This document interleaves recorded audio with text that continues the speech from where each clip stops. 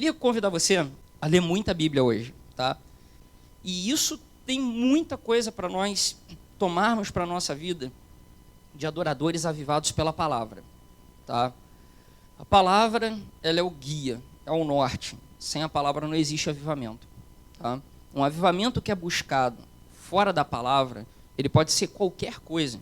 Ele pode ser um movimento social, ele pode ser um movimento religioso, ele pode ser um movimento psicológico, ele pode ser um movimento de poder, mas ele não é um movimento de avivamento, tá? Avivamento só acontece na palavra. Ele nunca vai sair da palavra, porque o avivamento é quando Deus aviva a sua obra no meio dos anos. Essa frase é ele avivando a sua obra, e a sua obra está descrita na palavra. Então não há avivamento fora da palavra de Deus. Neemias 8, a partir do versículo 1. Já no 7º mês, todo o povo de Israel estava morando nas suas cidades. No dia 1º desse mês, todos se reuniram em Jerusalém, na praça, em frente ao portão das águas. Então pediram a Esdras, o sacerdote e mestre da lei, que trouxesse o livro da lei que o Senhor Deus tinha dado ao povo de Israel por meio de Moisés. Esdras levou o livro para o lugar onde o povo estava reunido, os homens, as mulheres e as crianças que já tinham idade para entender.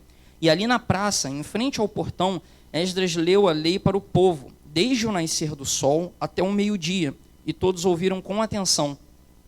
Esdras estava em pé num estrado de madeira que havia sido feito para aquela ocasião. À direita de Esdras estavam de pé os seguintes homens: Matitias, Sema, Anaías, Urias, Ilquias e Maazéias. De pé à sua esquerda estavam Pedaías, Misael, Malquias, Hassum, Asbadana, Zacarias e Mesulã. Esdras ficou ali no estrado, acima do povo, e todos olhavam para ele. Quando abriu o livro, todos se levantaram. E Esdras disse: Louvem o Senhor, o grande Deus. Todo o povo levantou os braços e respondeu: Amém, amém. E se ajoelharam e, com o rosto encostado na terra, adoraram a Deus, o Senhor. Depois se levantaram e ficaram nos seus lugares. Então os levitas explicaram a lei para o povo.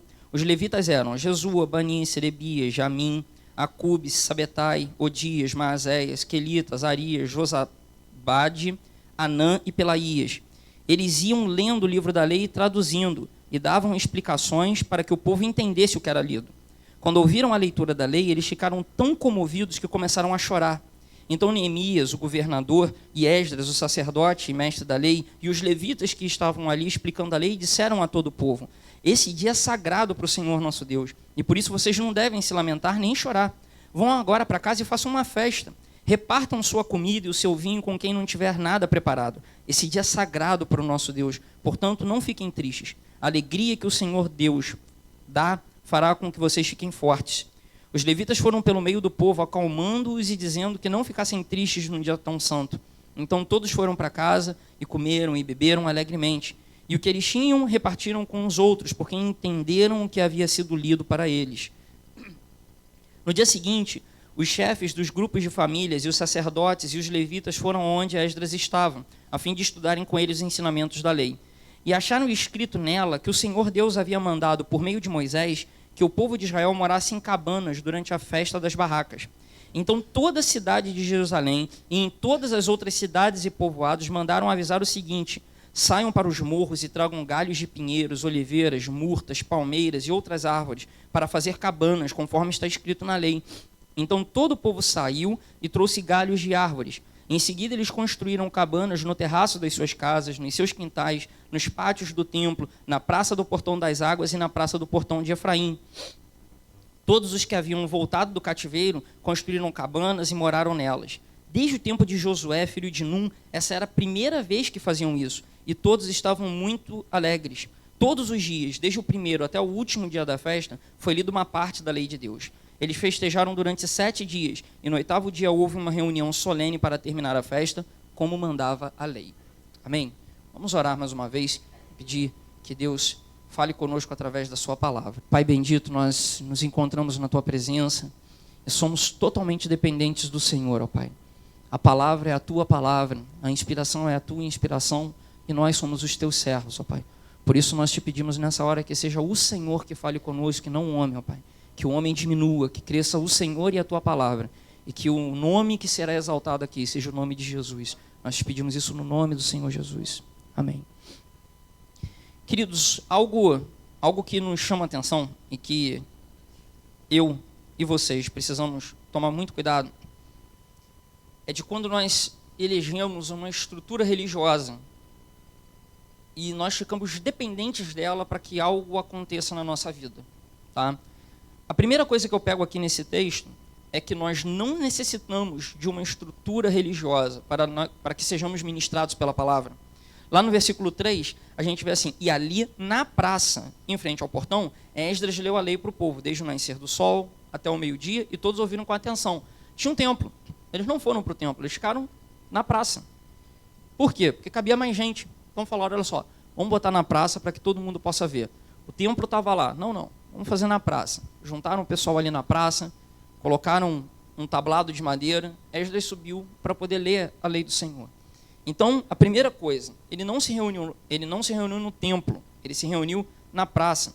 Segunda coisa, Esdras não fez questão de todo um aparato religioso.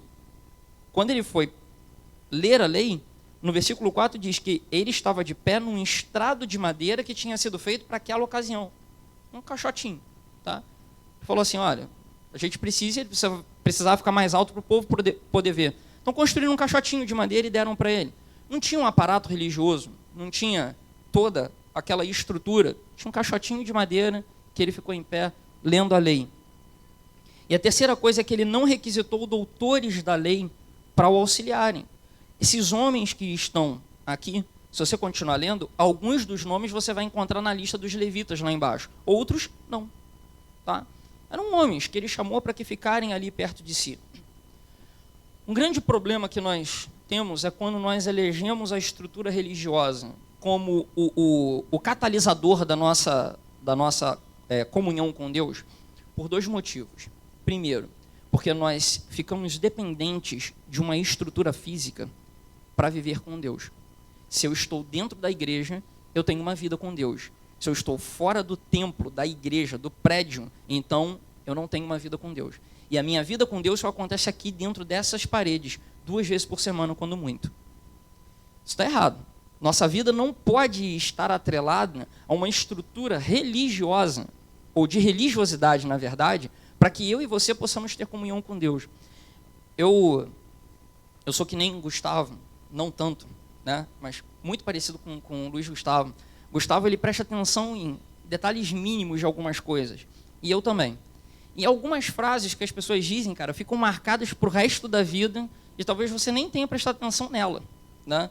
E eu me lembro de uma mensagem do pastor Sérgio, que ele falou uma frase, cara, que eu me segurei para não chorar.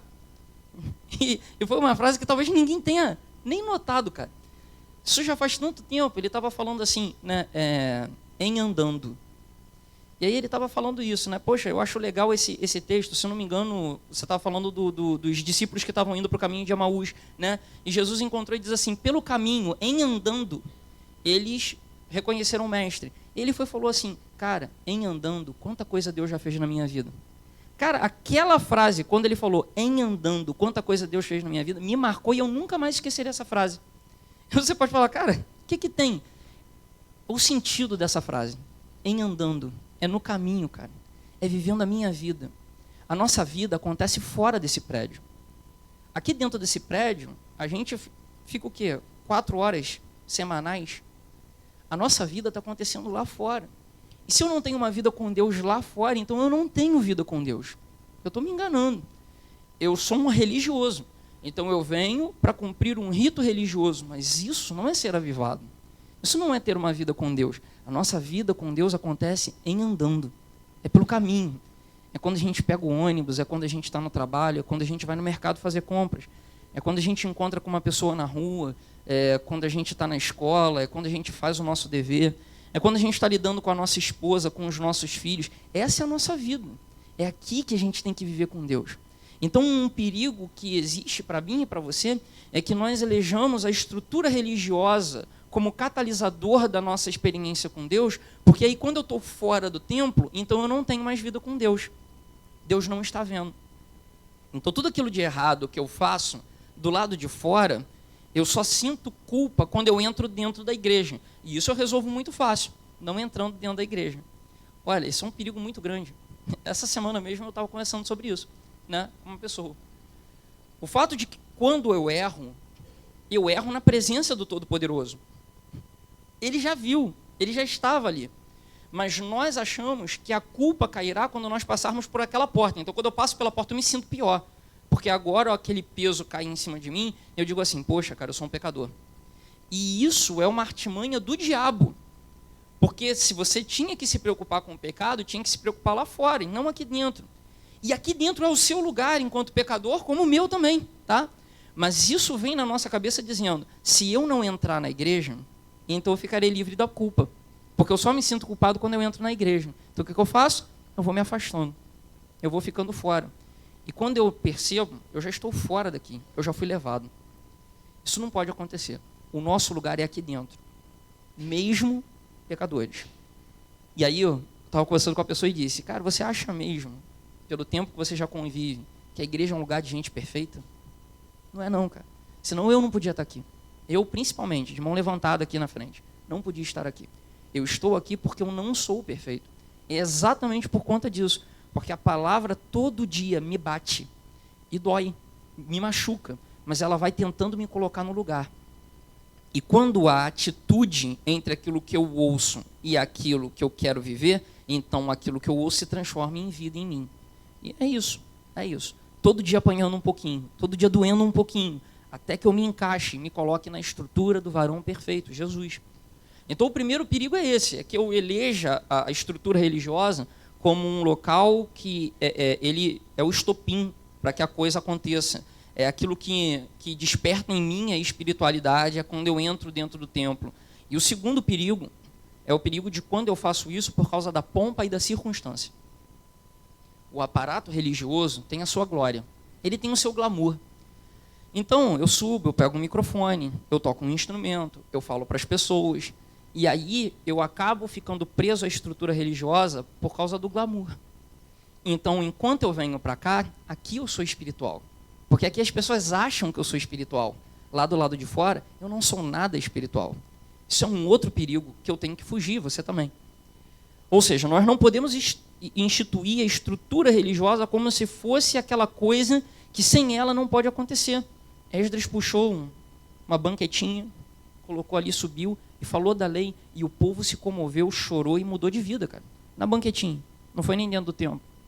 Às vezes, eu e você temos um preconceito tão grande, né? Gustavo estava contando de uma célula muito, Carlos Gustavo, né? De uma célula muito diferente que ele fez, né, uma vez, e são essas coisas. Nós, de vez em quando, temos oportunidade de falar para as pessoas, mas a religiosidade está tal na nossa cabeça que nós não conseguimos enxergar a necessidade do outro, só o nosso padrão religioso. Então, se um cara senta do meu lado com um copo de cerveja, eu digo, eu não posso tratar da palavra aqui porque esse ambiente não é santo. Eu vou falar, querido, senta com ele e conversa, e não se contamine. É exatamente, eu estava aqui pensando na frase que o pastor usou, né? A frase de sexta-feira. É a garça branquinha, que vai lá no meio do mangue, pega o que ela quer e sai branquinha. Mas ela está ali, no meio. E aí eu repito as palavras de Jesus. Do que presta o sal se ele não salgar? Para nada.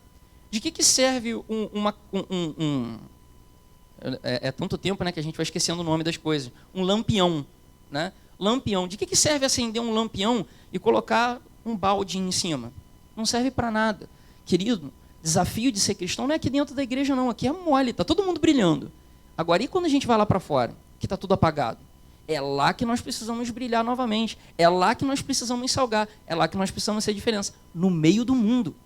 Jesus, quando fez a oração pelos seus discípulos, ele orou, Pai, eu não te peço que os tire do mundo, mas que os livre do mal. Nós estamos inseridos nesse mundo. Eu e você precisamos ser diferença no mundo em que nós vivemos. Então a gente precisa derrubar a nossa psicologia, ou a nossa filosofia religiosa e passar a viver mais cristianismo, que é ir ao encontro do outro. Eu vou ao encontro da necessidade do outro. O leproso se apresentou para Jesus e Jesus foi ao encontro do leproso, embora a religião não permitisse isso. Mas ele foi ao encontro da necessidade. Uma mulher é pega em adultério e a lei manda apedrejá-la. Mas Jesus fala, quem não tem pecado joga pedra. E pergunta, alguém te condenou? Não, nem eu te condeno. ao contrário do que a religiosidade mandaria, mas ele dá um recado para ela, vai e muda de vida. Ele vai ao encontro da necessidade daquela mulher. Cristianismo é ir ao encontro da necessidade do outro. Ele se manifesta no meu amor a Deus e no próximo como a mim mesmo. Sem essas duas dimensões não existe cristianismo. Nós já ouvimos isso aqui ontem, né? Não existe cristianismo quando eu digo que amo a Deus, mas odeio o meu irmão. Não existe. Então eu e você precisamos fugir da estrutura religiosa como sendo aquilo que faz com que a gente adore a Deus. Você precisa adorar a Deus fora daqui da igreja. Ter uma vida com Ele. Porque aí quando você vier para cá para dentro, você só está fazendo aquilo que você está acostumado a fazer. Com mais um monte de gente. Essa é a primeira coisa. A segunda coisa é que o avivamento traz consigo um sentimento de reverência para com a palavra. O verdadeiro avivamento traz um sentimento de reverência com a palavra. O versículo 6 diz assim: E Esdras disse, louvem o Senhor, o grande Deus. Todo o povo levantou os braços e respondeu amém, amém. E aí se ajoelharam com o rosto encostado na terra e adoraram o Senhor, adoraram a Deus, o Senhor. Quando ele chamou o povo para ler a palavra, e antes de começar a leitura, na verdade, ele convidou o povo para adoração, e o povo respondeu como? Adorando e se prostrando. Era o que o Gustavo estava falando aqui agora. Reconhecermos que nós não somos nada. Quanto mais nós chegamos próximos de Deus, mais nós vemos o quanto nós somos imperfeitos. E não poderia ser diferente, porque nós estamos nos aproximando de um Deus santo e nós não somos santos. Então, quanto mais eu tenho consciência do poder de Deus, mais eu tenho consciência das minhas próprias falhas.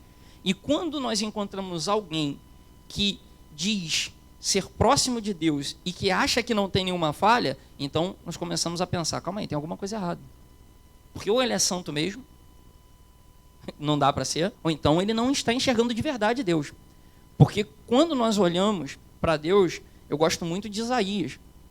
Isaías, ele está na beira do rio, e ele diz que ele olha para cima e ele vê Deus sentado no trono, com os anjos em volta, e as vestes dele enchendo o templo, e a primeira coisa, e a coisa mais nítida que vem na cabeça dele, a mais óbvia é, vou perecer. Acabou. É isso. Ele olha para Deus e diz, ai de mim que vou perecendo, porque eu sou um homem de lábios impuros e habito no meio de um povo de impuros lábios. A primeira coisa, ele olha para Deus e pensa, morri, acabou. Como eu posso continuar vivendo diante de um Deus que é santo? Então, quando eu tenho consciência da presença de Deus, eu tenho consciência de que eu mesmo sou limitado e que dependo dele. Outra coisa que nós destacamos aqui dessa parte é que uma comunidade de fé que é maior do que uma estrutura religiosa serve para edificação mútua. Tá? Uma comunidade de fé é maior do que uma estrutura religiosa. A Igreja Batista Memorial não é o templo, somos nós. E eu acho muito legal, né, algumas coisas que acontecem assim e que vão mostrando para a gente coisas legais que acontecem. Nós temos, é lógico, nós não somos uma igreja perfeita. Longe disso. E não poderia ser diferente. Eu estou aqui dentro, não dá para ser perfeito. Me coloca para fora, melhora um pouquinho. Agora, enquanto pessoas imperfeitas que estamos aqui dentro, nós temos os nossos problemas, é lógico. Mas existe uma coisa, cara, que é muito legal. É muito interessante quando acontece. O dia que a mãe do pastor faleceu, a Igreja Batista Memorial estava na frente da casa do pastor.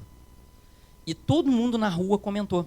Porque era tanto carro parado ali na frente, que em questão de minutos, todo mundo foi para lá. Nós temos os nossos defeitos? Temos, é lógico. Temos os nossos problemas? Muitos. Mas olha só, se tem uma coisa que nós aprendemos a ser, é família. Quando um tem uma necessidade, todo mundo se junta naquela necessidade. Isso é cristianismo, gente. Isso é maior do que uma estrutura religiosa. Isso é maior do que quando eu preciso que alguém diga, olha só, fulano de tal está passando por uma necessidade, eu vou destacar uma comissão que vai para lá para falar com ele. Não, querido, não tem comissão aqui. Aqui é coisa pelo coração, não é comissão, é coração. Um tem necessidade, junta todo mundo em cima dele, cara. Por quê? Porque isso é maior do que uma estrutura religiosa. Ou seja, mostra que nós estamos seguindo no caminho certo. É maior do que ter um templo e do que ter horários para nós fazermos determinada coisa. É se importar genuinamente com o outro. É quando eu percebo que o outro não veio, ligar para ele e falar, poxa, cara, tu não estava no culto no domingo, o que aconteceu? E aí a pessoa se sentir amada, não porque eu tenho uma lista, cara, de pessoas que eu fico olhando e aí, cara, o teu fulano veio? Não, meu fulano não veio hoje não. Pô, então liga para ele. Essa semana não dá não, vou passar a ficha para o outro. Não é isso não, cara.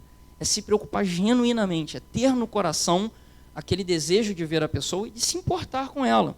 Tá? Onde nós vemos isso? Versículo 7 e 8. É muito legal.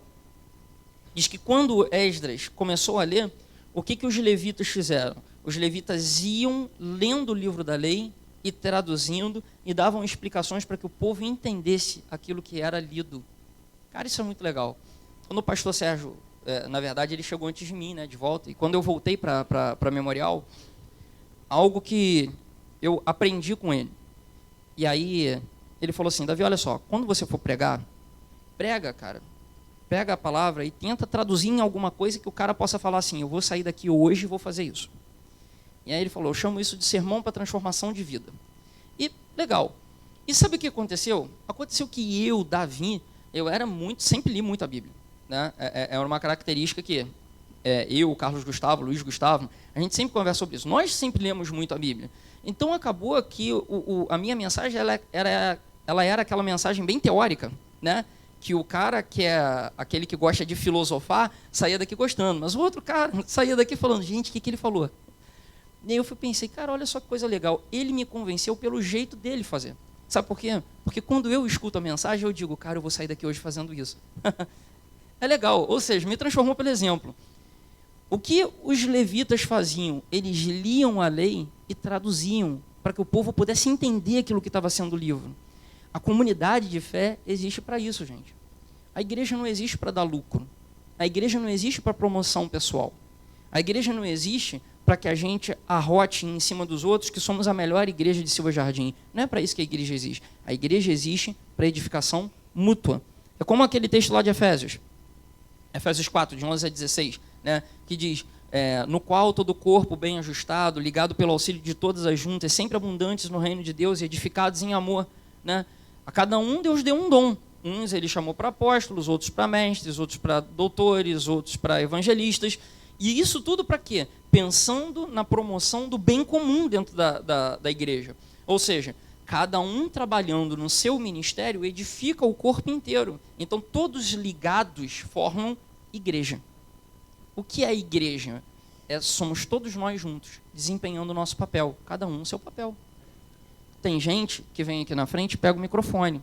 Tem gente que fica lá na porta e nunca vai pegar um microfone, mas é o primeiro contato do visitante quando ele entra na igreja. E dá aquele aperto de mão e diz, querido, que bom, cara, que você veio. Olha, que Deus te abençoe, tem um lugarzinho aqui. E o que vai marcar aquela pessoa, querido, às vezes não vai ser nem a mensagem que foi pregada, foi aquele aperto de mão. Cada um, bem ajustado, fazendo o seu papel, é o reino de Deus, é o corpo de Cristo.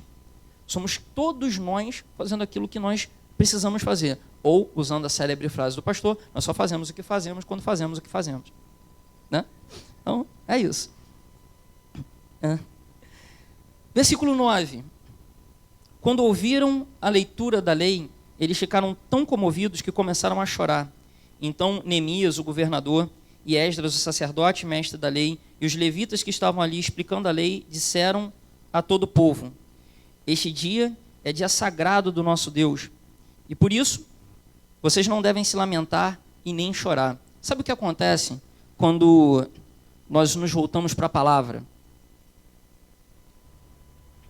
Quando nós damos ouvido àquilo que nós estamos ouvindo aqui, e aquilo entra no coração de fato, e começa a gerar mudança em nós, aí ocorre o avivamento. O que é o avivamento? É a volta à palavra. O que Esdras fez foi pegar e ler a lei, e o povo olhou aquilo dali e disse, rapaz, nós não sabíamos disso. E aquilo os tocou e os impactou de maneira tão profunda que o que aconteceu? Um avivamento. O que é o avivamento? Eles olharam para si mesmos e disseram, nós estamos distantes de Deus, nós queremos voltar para esse Deus. Então o povo chorou e o povo lamentou, porque tanto tempo eles passaram distantes da lei. Nós vamos ver isso muito agora, no capítulo 9. O capítulo 9, nós vamos ler agora, ele é fantástico. Ele é todo todinho, menos o último versículo, uma oração. Mas é uma oração muito legal, e que eu queria que você lesse para que você visse, né, o resultado de um avivamento. Quando o avivamento acontece de fato, há uma volta para a palavra. E qual é o resultado desse avivamento? Então nós vamos ler aqui, tá? Neemias 9, vamos ler o capítulo todinho. No dia 24 desse 7º mês, o povo de Israel se reuniu para jejuar, a fim de mostrar a sua tristeza pelos seus pecados. Eles já haviam se separado de todos os estrangeiros. Em sinal de tristeza, vestiram roupas feitas de pano grosseiro e puseram terra na cabeça. Então se levantaram e começaram a confessar os pecados que eles e os seus antepassados haviam cometido. Durante mais ou menos 3 horas, a lei do Senhor, seu Deus, foi lida para eles. E nas 3 horas seguintes, eles confessaram os seus pecados e adoraram o Senhor. Jesua, Bani, Cadmiel, Sebanias, Buni, Serebias, Bani, Kenani ficaram de pé no estrado dos levitas e oraram em voz alta ao Senhor, seu Deus. Os levitas, Jesua, Cadmiel, Bani, Hasabneias, Serebias, Odias, Sebanias e Petaías, chamaram o povo para adorar a Deus. Eles disseram: levantem-se e louvem o Senhor seu Deus. Louvem a Deus sempre, sempre. Que todos louvem o seu glorioso nome, embora nenhum louvor humano seja suficiente. Aí o povo de Israel fez essa oração: ó Deus, só Tu és o Senhor. Tu fizeste os céus e as estrelas, Tu fizeste a terra, o mar e tudo que há neles. Tu conservas a todos com vida. Os seres celestiais ajoelham-se e Te adoram. Tu, ó Senhor Deus, escolheste Abrão e o tiraste de Ur, na Babilônia. Tu mudaste o seu nome para Abraão, viste que ele era fiel a Ti e fizeste uma aliança com ele. Prometeste dar a Abraão a terra dos cananeus, a terra dos heteus e dos amorreus, a terra dos perizeus, dos jebuseus e dos girgazeus, para ser a terra onde os seus descendentes viveriam. Tu cumpriste a Tua promessa, porque és fiel. Tu viste como os nossos antepassados sofreram no Egito, ouviste quando eles pediram socorro na beira do Mar Vermelho. Tu fizeste milagres maravilhosos contra o rei do Egito, contra os seus oficiais e o povo da sua terra, pois sabias como eles fizeram o teu povo sofrer. Foi assim que ganhaste a fama que tens até hoje. Tu dividiste o mar diante dos nossos antepassados, e assim eles atravessaram em terra seca. Fizeste com que aqueles que os perseguiam se afogassem em águas profundas, como uma pedra que afunda no mar violento. Tu os guiaste com uma nuvem durante o dia, e de noite com uma coluna de fogo, para iluminar o caminho por onde deviam ir. Tu desceste do céu no monte Sinai, falaste com teu povo e lhe deste boas leis e ensinamentos verdadeiros. Tu lhes disseste que santificassem o sábado, e lhes deste as tuas leis por meio do teu servo Moisés. Tu lhes deste pão do céu quando estavam com fome, e água da rocha quando estavam com sede. Tu mandaste que tomassem posse da terra que havias jurado dar a eles. Mas nossos antepassados se tornaram orgulhosos e teimosos, e não quiseram obedecer os teus mandamentos. Eles se recusaram a obedecer. Esqueceram tudo o que fizeste, esqueceram os milagres que havias feito. Em seu orgulho, eles escolheram um chefe que os levaria de volta ao Egito para serem escravos de novo. Mas Tu és Deus que perdoa, Tu és bondoso e amoroso e demoras a ficar irado. A Tua misericórdia é grande e por isso não os abandonaste. Eles fizeram um touro de metal fundido e disseram que era o Deus que os havia tirado do Egito. Ó Deus, como eles te insultaram! Mas Tu não os abandonaste no deserto, pois a Tua misericórdia é grande. Não retiraste nem a nuvem e nem o fogo, que de dia e de noite mostravam a eles o caminho. Tu lhes deste o Teu bom espírito para lhes ensinar o que deviam fazer. Tu os alimentaste com maná e lhes deste água para matar a sede.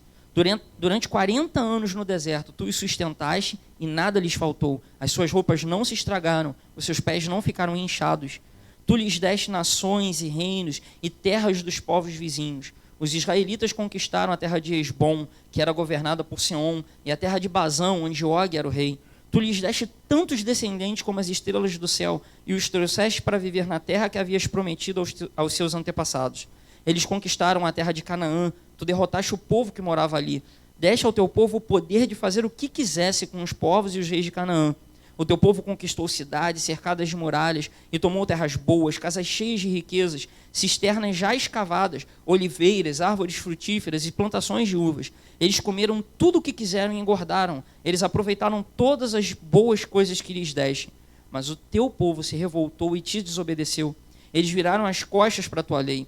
Mataram os teus profetas, que os avisaram e lhes disseram para que voltassem para ti. O teu povo te insultou muitas vezes. Então deixaste que os inimigos deles os conquistassem e os governassem. Mas no meio da sua aflição eles te pediram socorro, e tu respondeste lá dos céus. Na tua grande misericórdia, tu lhes enviaste líderes que os livraram dos seus inimigos. Quando voltou a paz, o teu povo pecou de novo. E outra vez deixaste que os inimigos deles os conquistassem. E de novo, quando eles se arrependeram e pediram que os salvasses, tu ouviste no céu, e vez após vez, tu os livraste por causa da tua grande misericórdia. Tu os avisaste que deviam obedecer aos teus ensinos, mas no seu orgulho eles rejeitaram os teus mandamentos, pecaram contra a tua lei, embora cumprir a tua lei seja o caminho para a vida. Rebeldes e teimosos, eles se recusaram a obedecer. Ano após ano, tu os avisaste com paciência, pelo teu espírito, por meio dos profetas, falaste contra eles, mas o teu povo ficou surdo. Por isso, deixaste que fossem dominados por outras nações. E mais uma vez, porque a tua misericórdia é grande, tu não os abandonaste, nem os destruíste. Tu és Deus misericordioso e bondoso. Ó Deus, como és grande, como és terrível e poderoso. Tu guardas fielmente as promessas da aliança. Desde o tempo que os assírios nos dominaram, como temos sofrido. Os nossos reis, as nossas autoridades, os nossos sacerdotes e profetas, os nossos antepassados e todo o nosso povo, todos nós temos sofrido. Lembra das nossas aflições. Tu foste justo em nos castigar. Tu tens sido fiel mesmo quando temos pecado. Os nossos antepassados, os nossos reis, as nossas autoridades e sacerdotes não têm cumprido a tua lei, nem têm obedecido aos teus mandamentos e avisos. Com a tua bênção, reis governaram o teu povo que estava vivendo na terra grande e boa que lhes deste, mas eles não te adoraram, nem se arrependeram das suas más ações. E agora nós somos escravos na terra que nos deste, essa terra boa que nos alimenta. Aquilo que a terra produz vai para os reis que puseste para nos fazer sofrer por causa dos nossos pecados. Eles fazem o que querem conosco e com o nosso gado, e nós estamos profundamente aflitos.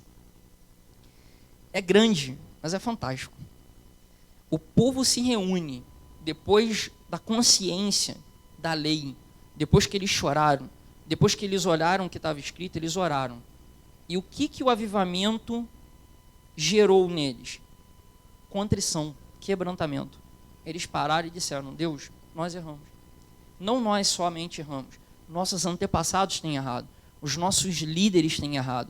O nosso povo inteiro tem errado. E por isso nós estamos aqui hoje dizendo: tem misericórdia de nós, porque nós estamos sendo afligidos. Nós estamos muito aflitos, mas porque nós erramos. O Senhor é justo em nos castigar. O avivamento, ele traz um profundo respeito pela palavra. E ele traz uma consciência de que nós somos nada. É por isso que quando há o verdadeiro e o genuíno avivamento, ele sempre virá, como o pastor Manga falou ontem, vestido de humildade. Não tem como ser diferente, querido. O avivamento, ele me traz a consciência do poder de Deus no nosso meio. Isso me mostra o quanto eu sou errado. E isso tem que fazer com que eu e você abaixemos a nossa cabeça diante dele. Nenhum homem pode empinar o nariz diante de Deus. Porque nenhum de nós tem capacidade para isso. Todos nós, quando temos a consciência de Deus, somos esmagados pelo nosso próprio pecado. E essa consciência foi que o povo teve depois do avivamento. Nós vamos ler a palavra, nós vamos chorar e nós vamos dizer a Deus: Deus, nos perdoa pelo que nós fizemos com a essência da adoração. A essência é o Senhor, não somos nós. Mas nós nos tornamos orgulhosos, prepotentes, arrogantes. Olhamos para o Senhor e para toda a tua boa lei e não quisemos mais cumprir.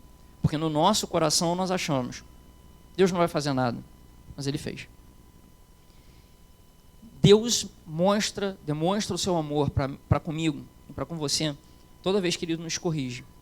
Porque Ele só corrige o filho que Ele ama. Então, enquanto Ele nos corrige, Ele está nos amando. Agora, o pastor sempre diz um negócio que é verdade. Coisa terrível é quando Deus para de corrigir. Porque tem aqueles que, mesmo errando, clamam: Deus, seja feita a tua vontade. Mas tem aqueles que Deus já olha do céu e diz: seja feita a tua vontade. Segue a tua vida, vai. Ou seja, é muito complicado quando eu e você desejamos e ficamos obstinados no erro. Apontamos na direção do pecado, seguimos na direção do pecado, sem nos importarmos com mais nada. Isso é muito preocupante. Porque pode chegar uma hora em que Deus pare de nos corrigir e diga: é o jeito que você quer viver? Viva. E isso vai ser muito ruim. E a última coisa que eu queria compartilhar com vocês. É o versículo 38. O versículo 38 é muito legal. Ele diz assim, do capítulo 9, versículo 38. Por causa de tudo isso, nós, o povo de Israel, estamos fazendo por escrito um acordo solene. E as nossas autoridades, os nossos levitas e os nossos sacerdotes vão assiná-lo. Sabe o que isso aqui me lembrou? Aquele filme Corajosos. Né? Eu não sei quantos aqui assistiram aquele filme, mas aquele filme é fantástico, cara. Foi Marcos Vieira que me passou, né, esse filme. Eu cheguei em casa, vi, e é difícil você não chorar com aquele filme. Né? Ele é muito forte, mas ele é muito legal. E quando eu li isso daqui, eu me lembrei, até escrevi, né, o filme Corajosos. Um grupo de pais, né, chefes de família, decidiram que eles iam mudar de vida. Só que eles falaram assim, se fica na promessa, a gente acaba voltando atrás. Então o que eles fizeram? Eles se reuniram e fizeram por escrito um documento que eles, os maridos, os chefes de família, assinaram, emolduraram e colocaram em quadros aquilo dali. Porque aquilo dali seria testemunha contra eles. De que se eles voltassem atrás, estava ali assinado, cara, dizendo, eu me comprometo hoje a ser um melhor marido, a ser um melhor pai, a cuidar da minha família, a amar os meus filhos, a ser um bom empregado. E todas aquelas coisas que eles julgaram que eles precisavam mudar, eles escreveram aquilo, assinaram e botaram na parede como testemunha contra eles. Quando nós lemos a palavra é uma testemunha contra você e contra mim. Ela está ali parada, mas ela sempre está testemunhando a favor de Deus contra mim e contra você. Por quê? Porque ela é que nos acusa quando nós nos desviamos do caminho. É por isso que não há avivamento sem palavra. Porque se há avivamento sem palavra, não há parâmetro. O que é errado? Ah, não, o errado é muito relativo. Querido, olha só, existe uma verdade absoluta, a palavra de Deus. Ela é a verdade, porque a palavra de Deus é o próprio Jesus Cristo. Ele é o verbo, ele é a palavra. Ele é a verdade. Então existe verdade sim, a verdade não é relativa não, existe verdade. E quando nós temos um parâmetro, então nós podemos julgar se estamos certos ou errados. Algo que nós fazemos, e que é muito, muito legal, é que o quê? Todas as vezes que eu sou chamado a atenção, ou você é chamado a atenção, se é aqui, dentro da Igreja Batista Memorial, veio acompanhado de um versículo bíblico. Por quê? Porque ele é o parâmetro. Como eu posso saber que eu estou errado? Quando alguém abre a Bíblia, lê e diz, olha, você está vivendo isso? Não. Então eu estou errado, cara. Isso aqui é o parâmetro. Agora, quando não há parâmetro, não há certo e não é errado. E aí nós caímos naquilo que o pastor Manga falou ontem. Tanto desvio, tanta coisa louca que nós temos visto. Por quê? Porque não há parâmetro. Quando eu passo a aceitar a opinião de um, a ideia do outro, a revelação de não sei quem, como tendo o mesmo peso da Bíblia, a coisa começa a ficar muito complicada, querido. É por isso que nós seguimos realmente isso e dizemos que a Bíblia é a nossa única regra de fé e de prática. Está nela? Está certo. Não está nela? É a tua opinião. Se ela não fugir da Bíblia, legal, a gente pensa sobre ela. Se ela foge da Bíblia, ela já caiu por terra. Por quê? Porque a Bíblia já está escrita e ela é o padrão. Então, eu e você, para sermos adoradores avivados, nós precisamos da palavra. Não há avivamento sem palavra. O avivamento que nós buscamos, querido, e que nós clamamos e pedimos a Deus, não é um avivamento de barulho aqui dentro da igreja. É de barulho lá fora. Esse é o avivamento que a gente tem que buscar. É que a nossa vida faça barulho lá fora. É que as pessoas olhem para a gente e pensem, o que aconteceu com essa pessoa? O que é que ela tem de diferente, de especial, que eu não consigo dizer, mas que me atrai a ela? É isso aí. Esse é o barulho que nós queremos. Aqui dentro, querido, nós estamos fazendo barulho para nós mesmos. Agora, quando nossa vida fala lá fora, esse é o avivamento que nós queremos. É o avivamento de volta para a palavra. É o avivamento onde nós olhamos para a palavra e reconhecemos os nossos próprios erros. E é o avivamento que glorifica o nome de Deus. Que nós sejamos adoradores avivados. Eu e vocês. Nós, aqui. Essa comunidade tão pequenininha. Mas quanta coisa nós temos feito. Quanto nós temos visto a mão de Deus sobre nós. Quanta coisa Deus tem derramado sobre nós. Eu estava falando com o Carlos Gustavo ontem. Isso não é à toa. Não é à toa. Deus não está fazendo isso porque nós somos os filhos prediletos, não é isso. Ele tem um plano. E esse plano, para nós, não é para mim, não é só para o pastor, é para todos nós. Esse plano para nós depende de que nós sejamos avivados, de que nós voltemos os nossos olhos para a palavra. Mais uma vez eu digo, querido, mas o peso do pecado, né? Como nós escutamos no domingo passado, eu não sou perfeito, e agora? É isso aí, querido. Você não é? Parabéns, cara, eu também não sou. Agora, olha só, nunca deixe que o diabo coloque na tua cabeça que o problema é passar por aquela porta. Não é. Não é. O problema é mudar de vida. Isso é que resolve. Deixar de vir à igreja, não resolve. Porque é na comunidade de fé que cada um fazendo a sua parte, edifica. Então nós estamos aqui para sermos edificados, para buscarmos juntos a vontade de Deus. E quando nós pecarmos, já pecamos na presença do Todo-Poderoso. O teu lugar é aqui. O meu lugar é aqui. E aqui juntos, cada um de nós, trabalhando, crescemos, nos edificamos, para que nós um dia, quando chegarmos na glória, tenhamos a estatura do varão perfeito, Jesus Cristo. Amém? Que Deus te abençoe muito, querido, no nome de Jesus. Deus abençoe a vida do Davi. É isso que nós temos falado durante todo esse ano. E vamos aí concluir o restante do ano falando exatamente isso. Que a nossa igreja, nós clamamos esse ano por um avivamento. Meu irmão, minha irmã, em Cristo Jesus, eu não estou nem de longe satisfeito com a vida cristã que eu tenho hoje. Mas não estou satisfeito mesmo. E o pastor não está saindo, não estou mesmo não. E se você está com a sua, você está bem errado. Siga o meu exemplo nesse sentido, de insatisfação santa com a vida cristã que temos levado. Precisamos ser avivados. Pastor, mas eu estou lendo a Bíblia, eu estou orando, então você precisa mais. Fala assim, não estou satisfeito ainda, quero mais. Se você não tem feito, peça a Deus para fazer. Diga a Deus, eu quero fazer, eu quero orar mais, quero ler Bíblia, quero viver Jesus, quero falar de Jesus às pessoas. E você vai ver o resultado da palavra na tua vida. Agora, tudo isso que nós ouvimos aqui nessa manhã, se não for acompanhado de uma atitude, não vai servir para muita coisa. Palavra tão abençoada, tão abençoadora. Palavra bíblica, dentro da palavra ali, dentro da palavra de Deus. Mas aí precisamos passar pela ponte da decisão de viver aquilo que ouvimos. Amém?